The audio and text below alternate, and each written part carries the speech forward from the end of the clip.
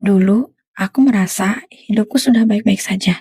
Tapi anehnya, hatiku sering merasa gelisah, kosong, dan hampa. Aku sholat, aku sedekah, aku berbuat baik.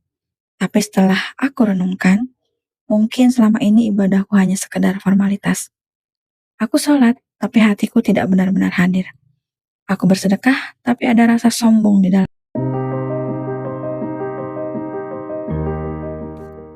Assalamualaikum warahmatullahi wabarakatuh. Alhamdulillah, kita jumpa lagi di video aku Risma Kiraina The Healer. Di video sebelumnya, kita sudah belajar tentang memahami hakikat sebuah masalah atau ujian.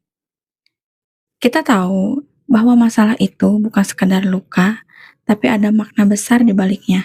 Nah, di video kali ini aku ingin mengajak kalian membahas lebih dalam lagi karena ternyata setiap masalah adalah cara Allah berbicara kepada kita.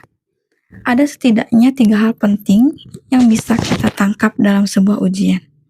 Yaitu yang pertama, sebagai cara Allah membetulkan arah kita. Yang kedua, sebagai cara Allah menjawab doa kita. Dan yang ketiga, sebagai cara Allah menyampaikan pesan kepada kita. Kalau kita bisa memahami 3 hal ini, hati kita akan lebih tenang ketika menerima ujian. Dan kita akan melihat masalah dengan kacamata yang berbeda. Dulu, aku merasa hidupku sudah baik-baik saja. Tapi anehnya, hatiku sering merasa gelisah, kosong, dan hampa.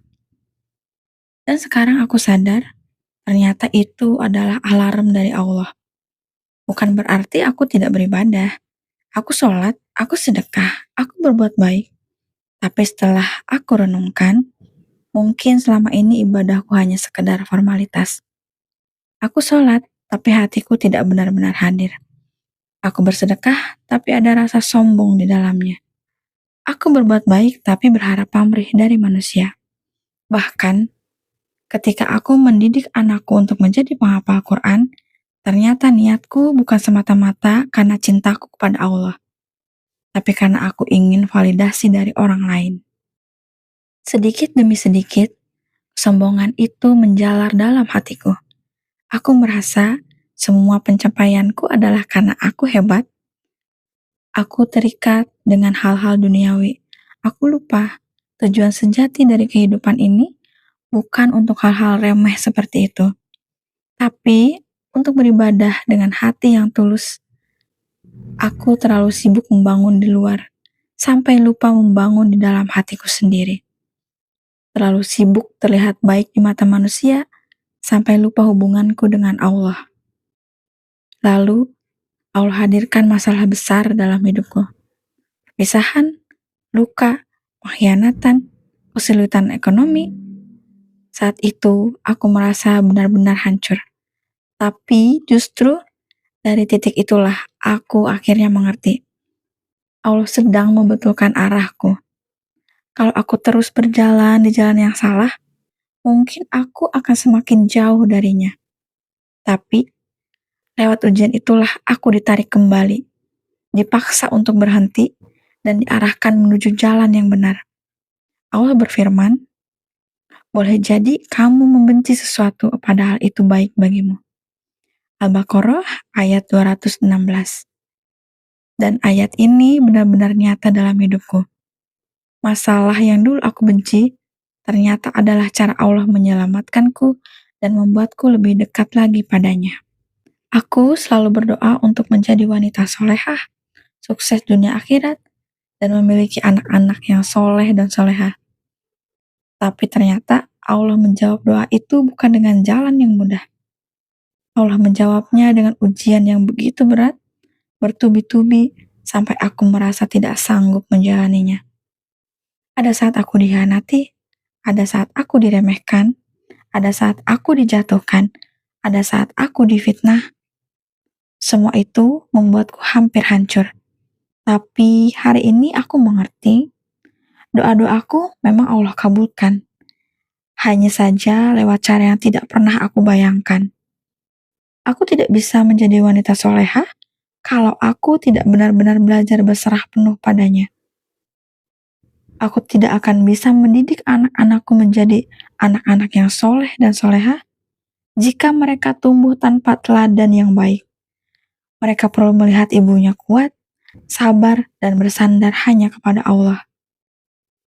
Aku juga tidak akan pernah menemukan ketenangan dan kedamaian yang aku rasakan sekarang jika aku tetap berada di lingkaran orang-orang yang tidak tepat.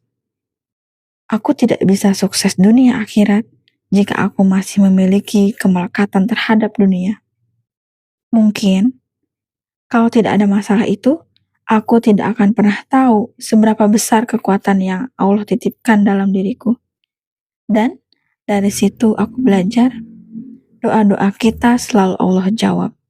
Bukan dengan cara yang kita bayangkan, tapi dengan caranya yang paling bijak. Terkadang, lewat air mata, lewat kehilangan, lewat rasa sakit, agar kita sampai pada jawaban yang sebenarnya lebih indah daripada apa yang kita minta.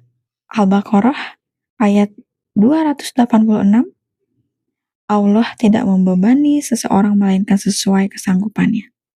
Masalah atau ujian adalah bahasa Allah, pesan yang dibungkus dalam rasa sakit. Sekarang aku mengerti bahwa setiap ujian yang datang sebenarnya adalah cara Allah menyampaikan pesan kepada kita.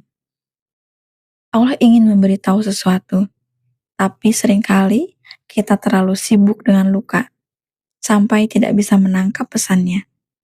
Aku pernah berkali-kali menghadapi orang yang menyakitiku dengan pola yang mirip. Awalnya aku marah, kenapa selalu berulang? Tapi ternyata Allah sedang berbisik, ada yang harus kamu ubah dalam dirimu, agar kamu tidak jatuh di lubang yang sama.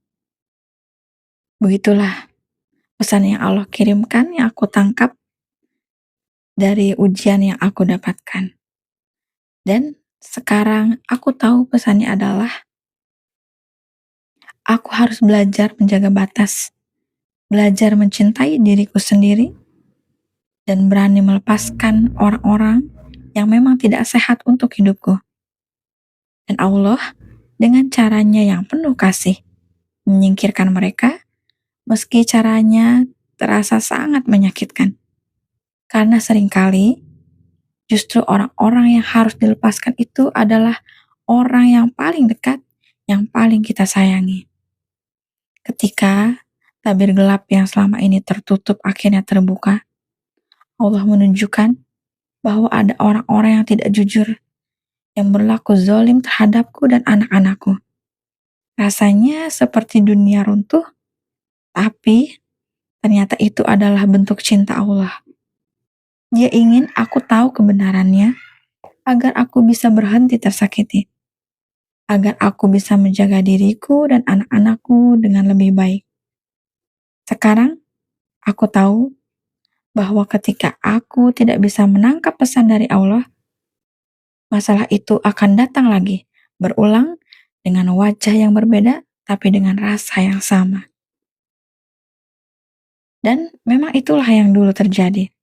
Luka yang sama terus berulang, sampai aku berhenti, diam, dan mencoba mendengar apa maksud Allah.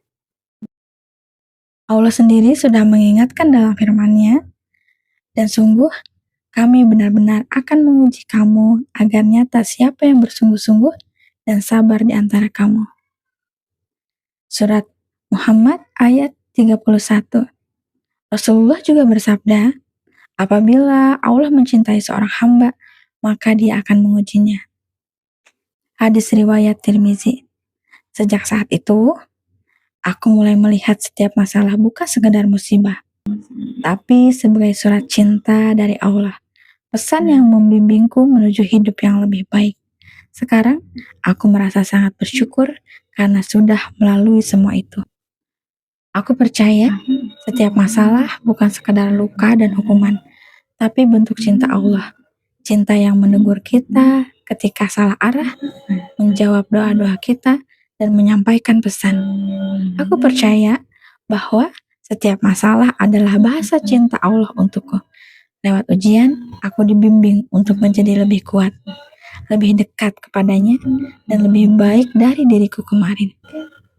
Sampai jumpa di konten selanjutnya bersama aku, Prisma Kiraina, The Healer. Yuk, kita sembuh bareng, kita tumbuh bareng. Semoga setiap kata di sini menjadi penguat untukmu. Seperti perjalanan ini menguatkanku. Terima kasih udah nonton video aku. Jangan lupa like, subscribe, dan tinggalkan komentar kalau kamu merasa relate. Klik tombol lonceng supaya kamu gak ketinggalan video-video berikutnya dari aku.